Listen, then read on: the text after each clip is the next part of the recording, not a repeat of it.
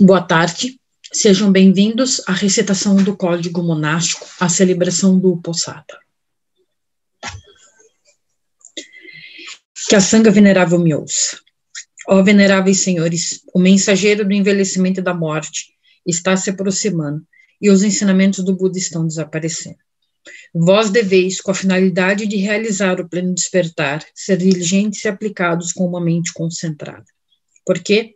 Porque por assim fazer, os Budas realizaram até mesmo a mais elevada iluminação e também todos os demais dharmas que levam para o caminho da retidão. As pessoas que não receberam a mais elevada ordenação não estão presentes, e agora a Sangha está em harmonia. O que devemos então fazer? Observar o Uposatha e recitar as regras. Ó veneráveis senhores, que possamos suprir a ausência daqueles bhikshus que estão ausentes e purificar os pensamentos de apego aflitivo deles. Com as palmas das mãos unidas, prestamos homenagem ao Buda Shakyamuni. Desejamos agora recitar as regras Vinaya e a Sangha deve ouvi-las atentamente. Mesmo com respeito à menor das falhas, em nosso coração é preciso cultivar medo de cometê-las, e o bhikshu deveria confessá-las com todo o coração quando realmente tiver agido com falhas. Se o bhikshu permitir que o cavalo mente galope para o caminho das não-retidões, será cada vez mais difícil de se obter o controle sobre ela. Ser dedicado à educação da conduta moral ensinada pelo Bhagavan é como alguém que presta muita atenção ao ajuste dos freios para se montar o cavalo. A boa vontade é aquela que acredita e pratica os ensinamentos proclamados pelo Bhagavan Tathagata. Assim, se ambos, o homem e o cavalo, forem bem treinados, eles serão capazes de defender-se do exército das disposições, das aflições e ações de não-retidão. Se o bhikshu não aceitar o seu comando, nem se tornar um praticante da conduta moral, isso significa que nem o homem, nem a disposição do seu cavalo mente foram treinados apropriadamente, e eles serão aniquilados pelo exército das disposições de não-retidão. Se o bhikshu cultivar e tomar cuidado com sua conduta moral, assim como o yak protege sua cauda, ele verá como sua mente se concentrará com facilidade. Seja sempre dedicado dia e noite em buscar o conhecimento profundo da realidade. Um bhikshu, assim, será capaz de desenvolver uma vida de cultivo da libertação pelos ensinamentos do Buda. Que a venerável Sangha me ouça. Hoje é o 23º dia do mês, dia do Uposatha e da recitação do Pratimoksha. Se esse for um bom tempo para a Sangha e for conveniente, ela pode celebrar o Uposatha e recitar o Pratimoksha com a mente concentrada. Ó veneráveis senhores, vamos agora todos juntos celebrar o Uposatha e recitar o Pratimoksha. A Sangha deve ouvir isso de maneira muito atenta. Qualquer bhikshu que tenha cometido quaisquer falhas, que ele possa confessá-las. Se não houver uma falta, que ele permaneça em silêncio. É pelo silêncio que se sabe, veneráveis senhores, que o bhikshu é puro. Como um bhikshu dá uma resposta, se uma questão for colocada para ele separadamente, então, cada bhikshu precisa dar uma resposta, quando uma questão for repetida por 3 vezes em uma assembleia de bhikshus nesta ocasião. Qualquer bhikshu que estiver na assembleia e que assim questionado pela 3ª vez, não confessar uma falta que ele tenha consciência, terá cometido a falta de falar uma mentira.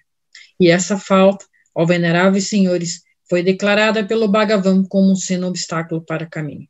Quando um bhikshu se lembrar das faltas cometidas por ele e desejar se tornar livre delas, ele deve confessá-las. Por fazer uma confissão, ele residirá na Sangha com tranquilidade. Mas se ele esconder a falta, sua falta se agravará. Veneráveis senhores, a Nidana do Pratimoksha e sua recitação estão completas.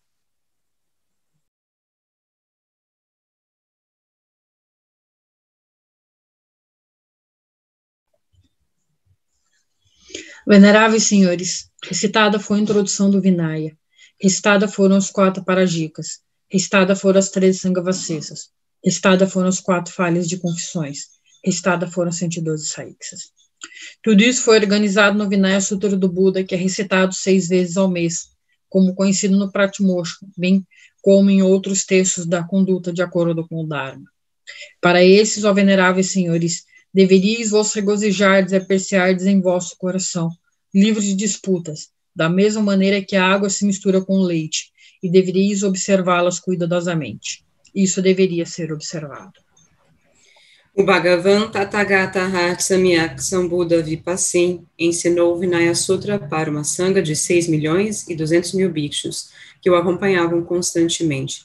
O Buda Vipassin disse assim: paciência é o melhor dos caminhos, e Nirvana é o destino supremo, diz o Buda. Este caminho não pode ser mantido por um bhikshu que insulta os outros.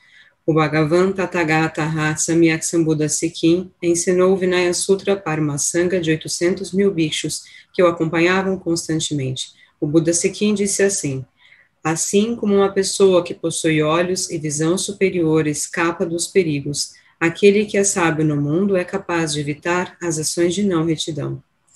O Bhagavan Tathagata Samyak Sambuddha Vishvabu ensinou o Vinaya Sutra para uma sangha de 100.000 bhikshus que o acompanhavam constantemente.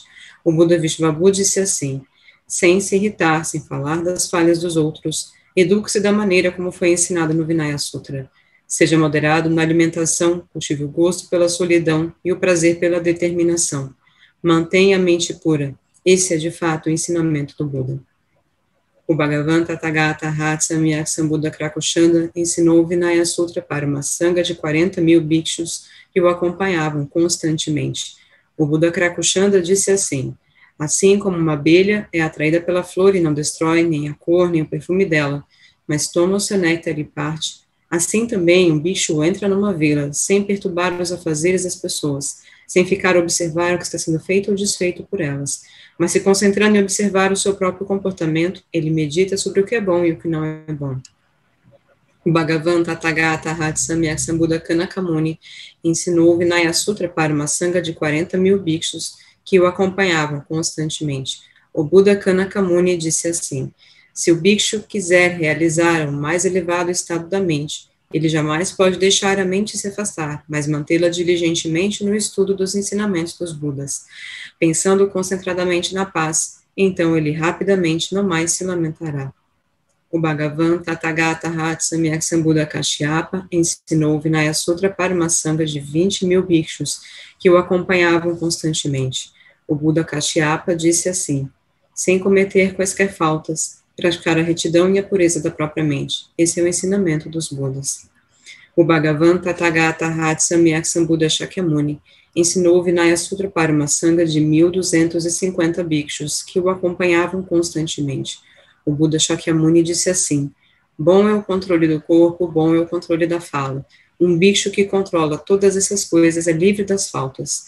O bhikshu guarda sua fala e mente. Não deixa nenhuma prática de não retidão ser feita pelo seu corpo. Depois de purificar as suas próprias ações nessas 3 direções, ele obtém o caminho louvado pelos Budas. Se as pessoas vos criticarem, se as pessoas vos baterem, nunca devolvam esses tratamentos. Nunca odeiem as pessoas que vos odeiam, mas mantenham uma mente pura diante da raiva aflitiva e controlem a si mesmo quando vir outras pessoas praticando maldades. Os 7 Budas que podem proteger o mundo são honrados pela humanidade. Eu expliquei aqui com detalhes o Vinaya Sutra proclamado por eles. Todos os Budas e seus discípulos prestam homenagem para esse Vinaya Sutra. Tendo prestado homenagens ao Buda, os discípulos devem cultivar o respeito mútuo. Através do senso de modéstia e humildade, é que o bhikshu desenvolve as excelências e se torna capaz de adentrar a pacificação contínua ao Nirvana. Termino aqui a recitação do Vinaya Sutra. Que a Sangha, de agora em diante, possa realizar o Uposatha com concentração. Dedicatória.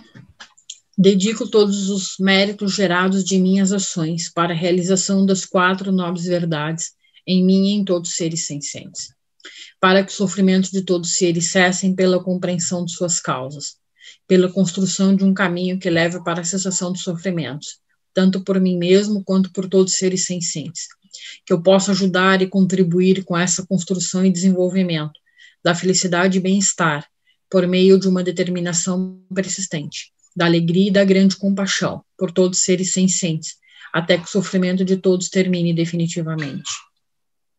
Tudo isso é agora reunido, direcionado e dedicado plenamente à realização mais correta da insuperável, correta e completa iluminação, que é incomparável libertação pelo desenvolvimento hábil. como os budas abençoados do passado dedicaram plenamente, assim como os budas abençoados ainda por vir dedicarão plenamente, assim como os budas abençoados que vivem hoje dedicam plenamente, também eu, agora, dedico plenamente. Para a completa e perfeita iluminação de todos os seres sencientes, sem exceção. Dedicamos todos os méritos de ouvir e refletir sobre esses ensinamentos, para que todos os seres sencientes tenham a paz definitiva, para que todos os doentes do coronavírus se recuperem, para que todos os que morreram ressurjam na terra pura da verdade e da vida ilimitada. Terminamos a recitação do Código Monástico. Muito obrigada pela participação de todos. A próxima encontro é no dia 29.